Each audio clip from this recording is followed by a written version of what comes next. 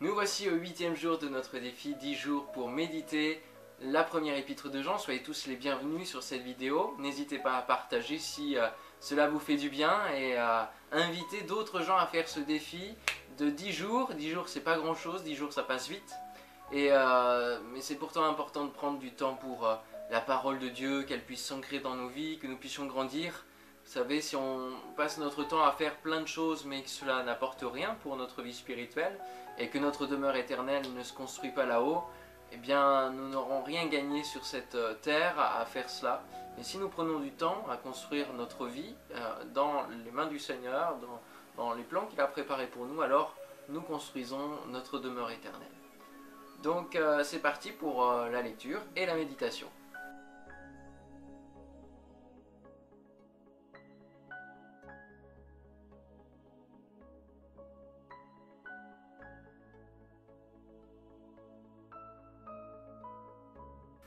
1 Jean chapitre 4, à partir du verset 7, nous continuons dans la version Semeur. Mes chers amis, aimons-nous les uns les autres, car l'amour vient de Dieu. Celui qui aime est né de Dieu et il connaît Dieu. Qui n'aime pas n'a pas connu Dieu, car Dieu est amour.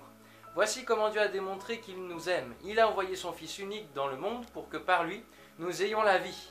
Voici en quoi consiste l'amour. Ce n'est pas nous qui avons aimé Dieu, mais c'est lui qui nous a aimés.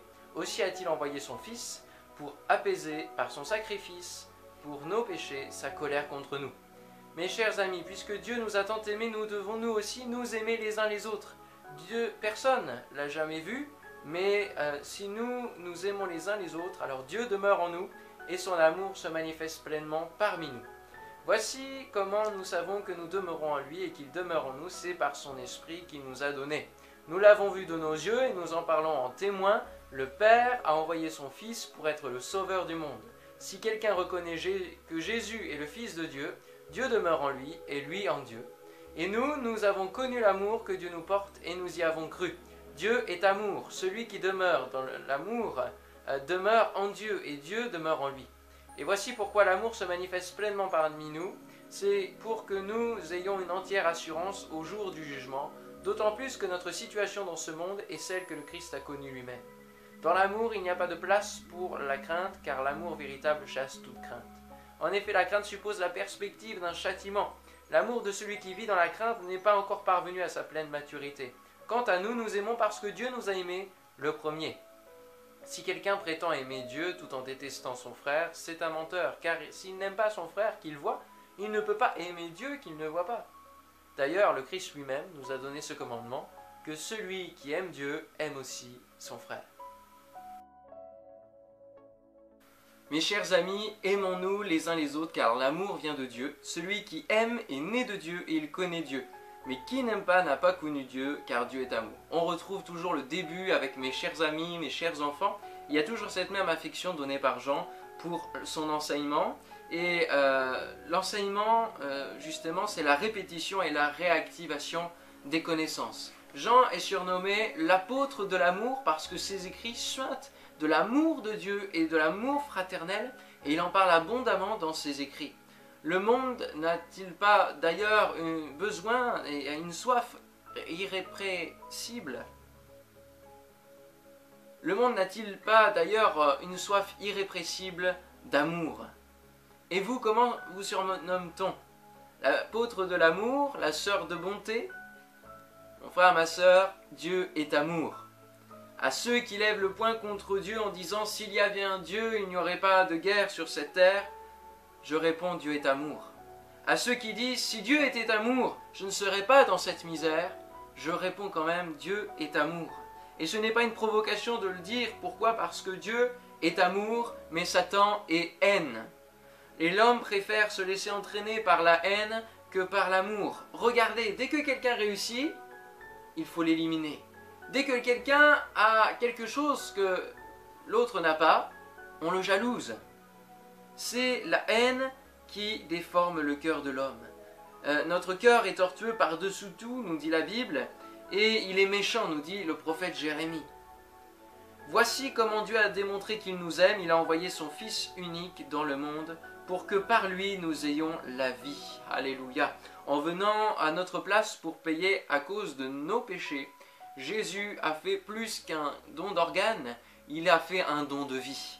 Il a véritablement communiqué sa vie pour que nous, qui étions morts à cause de notre péché, nous puissions avoir la vie éternelle, la vie en abondance. Et le prophète Ézéchiel 36, verset 26 nous dit « Je vous donnerai un cœur nouveau et je mettrai en vous un esprit nouveau. J'ôterai de votre corps le cœur de pierre et je vous donnerai un cœur de chair. » Il a la capacité de nous donner un nouveau cœur, non plus tortueux, non plus endurci par les difficultés de la vie, par notre péché, par notre haine, par notre rancune, mais un cœur nouveau qui bat au même rythme que Dieu, dans une communion d'esprit, une communion avec Dieu. Voici en quoi consiste l'amour. Le véritable amour, l'amour de Dieu, ce n'est pas nous qui avons aimé Dieu, mais c'est lui qui nous a aimés. Aussi a-t-il envoyé son Fils pour apaiser la colère de Dieu contre nous, en s'offrant pour nos péchés. Mes chers amis, puisque Dieu nous a tant aimés, nous devons nous aussi nous aimer les uns les autres. Dieu nous a aimés en premier, nous dit Jean. Jésus, lui aussi, nous a dit, dans l'évangile de Jean, chapitre 15, verset 16, « Ce n'est pas vous qui m'avez choisi, mais moi je vous ai choisi, et je vous ai établi afin que vous alliez, et que vous portiez du fruit, et que votre fruit demeure, afin que ce que vous demanderez au Père en mon nom, il vous le donne. » Nous avons répondu à son appel, mais le premier pas, c'est lui qui l'a fait, en donnant son Fils qui nous a choisis, pour que nous soyons des ambassadeurs de Christ. Nous sommes tous, pour notre part, ambassadeurs de Christ et de son message sur cette terre. Il nous a choisis, il nous a établis, il nous envoie et nous portons du fruit qui demeure. Nous avons une communion avec Dieu qui touche les autres, qui touche aussi le cœur de Dieu au travers de notre louange, au travers de notre prière, et il exauce nos prières. Alléluia. Jésus avait une telle communion avec son Père qu'il pouvait dire « Je sais que tu m'exauces toujours ». Est-ce que nous pouvons dire la même chose pour notre vie, pour la communion que nous avons avec Dieu? Est-ce que nous prions toujours dans la volonté du Seigneur et que cette volonté, du coup, trouve l'exaucement de Dieu? C'est une question à se poser pour chacun de nous. Nous l'avons vu de nos yeux et nous en parlons en témoin, dit Jean. Le Père a envoyé son Fils pour être le sauveur du monde. Si quelqu'un reconnaît que Jésus est le Fils de Dieu, Dieu demeure en lui et lui en Dieu. En retour de l'amour que Dieu nous donne, nous ne pouvons qu'aimer Dieu. Et c'est le premier commandement que l'on peut trouver dans Matthieu, chapitre 22, versets 37 à 39. Jésus lui répondit, « Tu aimeras le Seigneur ton Dieu de tout ton cœur, de toute ton âme et de toute ta pensée. » Tout est rempli de l'amour de Dieu et de l'amour pour Dieu. C'est le premier et le plus grand commandement. Et voici le second qui lui est semblable, « Tu aimeras ton prochain comme toi-même. » Si nous aimons Dieu, nous pouvons aimer les autres. Si l'amour de Dieu est en nous, nous pouvons aimer les autres. Aimer Dieu et aimer les autres. L'amour est ce ciment de notre communion fraternelle. Pourquoi Jean insiste-t-il ici sur l'amour? On en a déjà parlé dans les autres vidéos, dans les autres chapitres. Tout simplement parce que c'est la base de la foi chrétienne. Vous enlevez l'amour de votre vie chrétienne, il n'y a plus la croix. Parce que le prix de l'amour, c'est la croix. Et pendant la Sainte Seine, que nous prenons très régulièrement, les dimanches notamment, c'est le rappel de l'amour divin. C'est ce rappel. Et en l'aimant, nous le connaissons. Afin de connaître Christ et la puissance de sa résurrection et la communion de ses souffrances, en devenant conforme à lui dans sa mort. Philippiens 3,10. Nous mourons à nous-mêmes et il nous communique la vie, il nous communique son amour. Son amour donne la vie de Dieu. Pour avoir une communion avec Dieu, il faut passer au travers de Christ et reconnaître qu'il est le Fils de Dieu. Hier, nous avons vu qu'il faut reconnaître qu'il est le Fils de l'homme, qu'il a été incarné et est pleinement homme, qu'il a vécu toutes choses comme nous, qu'il a été tenté en toutes choses comme nous. Mais il faut aussi croire qu'il est le Fils de Dieu. Et les témoins de Jéhovah, ou les musulmans et d'autres confessions ne reconnaissent pas la divinité de Jésus. C'est vraiment un point d'achoppement. Mais sans Jésus dans sa foi, où est la source de salut? Il faut que quelqu'un paye le prix de nos fautes. Sinon, nous ne pouvons pas être sauvés. Jésus est venu volontairement le faire. Et c'est pour cela que nous aimons Dieu et les autres d'une manière volontaire et non forcée. Verset 18, « Dans l'amour, il n'y a pas de place pour la crainte, car l'amour véritable chasse toute crainte. En effet, la crainte suppose la perspective d'un châtiment. L'amour de celui qui vit dans la crainte n'est pas encore parvenu à sa pleine maturité. » Combien de personnes vivent certaines religions dans la crainte du châtiment divin dès qu'ils s'écartent de l'enseignement que l'homme a imposé? Dieu est amour. Dieu est amour. Dieu est juste Il n'accepte pas tout, bien sûr, il n'accepte pas que nous vivions dans le péché encore. Mais c'est une fausse conception de l'amour de Dieu que de croire que c'est lui qui nous punit à chaque fois qu'il nous arrive un malheur dans notre vie. Le psaume 34, verset 19 dit au contraire « Le malheur atteint souvent le juste, celui qui a été justifié par Dieu, mais l'Éternel l'en délivre toujours. » Ça, c'est l'amour de Dieu. C'est la délivrance, c'est la compassion, c'est l'amour. Ces compassions se renouvellent chaque matin, nous dit le prophète. Alléluia. Dieu est amour. Verset 20, si quelqu'un prétend aimer Dieu tout en détestant son frère, c'est un menteur. Car s'il n'aime pas son frère qu'il voit, il ne peut pas aimer Dieu qu'il ne voit pas. C'est un verset qui devrait être la palissade, vous savez la palisse qui dit des vérités évidentes. Mais ça devrait être une vérité évidente dans nos vies. Et nous devrions le vivre, sauf qu'en réalité, c'est pas si évident que ça. Si Dieu est amour et que nous l'aimons, nous ne pouvons que manifester l'amour de Dieu envers notre prochain, envers notre semblable. Parce que notre frère, c'est celui que l'on croise dans la rue, c'est celui avec qui on travaille, c'est celui que nous rencontrons dans la cage d'escalier, c'est celui que nous rencontrons dans différentes circonstances. C'est notre frère, c'est notre semblable et nous devons l'aimer. Verset 21. D'ailleurs, le Christ lui-même nous a donné ce commandement, que celui qui aime Dieu aime aussi son frère. Je l'ai lu tout à l'heure dans Matthieu 22, 37 à 39, c'est ce commandement-là que Jésus a donné.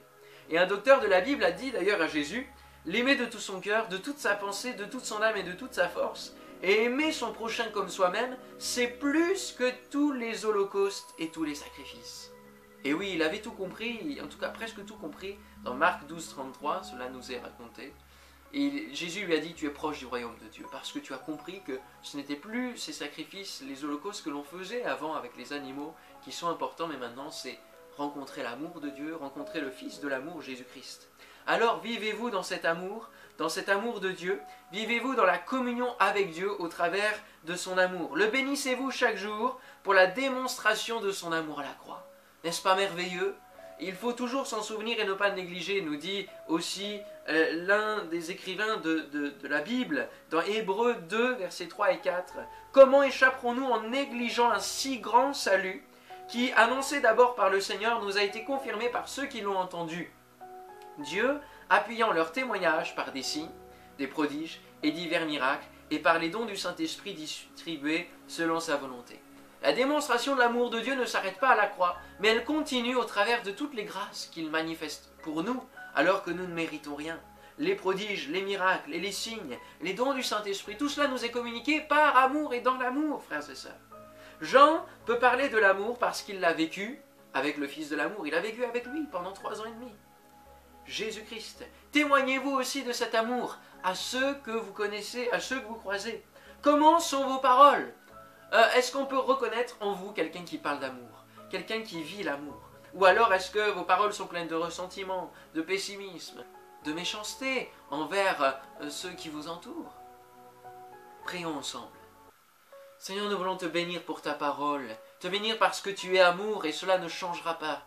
Seigneur mon Dieu, si quelqu'un entend ce message et n'a pas la conception de l'amour comme tu le décris dans ta parole, alors que toute conception qui est contraire, Seigneur, à ta parole soit brisée, et que tu puisses lui faire connaître ton amour, Seigneur, que tu puisses enlever de son cœur le cœur de pierre, le cœur endurci, le cœur tortueux, et que tu le changes en un cœur nouveau, par le travail de ton esprit, maintenant au nom de Jésus. Seigneur, que nous puissions vraiment être en communion, mais Seigneur, en communion dans l'amour, dans cet amour, Seigneur mon Dieu. Oui, tu es amour, tu es juste, tu es un juste juge. Seigneur, mais ton cœur déborde d'amour. Seigneur mon Dieu, nous ne voulons pas négliger ce si grand salut. Nous voulons, Seigneur, qu'il soit au cœur, au centre de nos vies, Seigneur. Que la croix soit implantée dans notre cœur et puisse donner cette rigueur, cette rectitude, Seigneur mon Dieu, de pouvoir te suivre, de faire ta volonté, de t'être agréable, Seigneur. Au lieu du corps tortueux, tu nous donnes la voie au travers de cette croix sur notre cœur. Merci Seigneur de bénir chacun de nous, Seigneur, chacun de ceux qui regardent la vidéo dans le nom de Jésus-Christ, ton Fils. Amen. Que le Seigneur vous bénisse. On se retrouve demain pour la suite, le dernier chapitre, le chapitre 5 de 1 Jean.